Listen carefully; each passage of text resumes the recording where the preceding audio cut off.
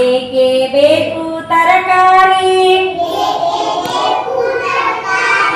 ಬೇಕೇ ಬೇಕು ತರಕಾರಿ,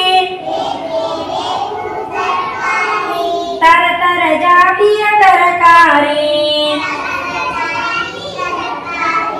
ತರ ಜಾತಿಯ ತರಕಾರಿ, ಬೆರಳನ್ನು ಹೋಲುವ ಬೆಂಡೆಕಾಯಿ,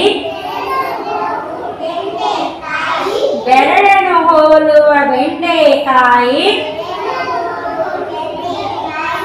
ಹಾವನ್ನು ಹೋಲುವ ಪಡವಲಕಾಯಿ,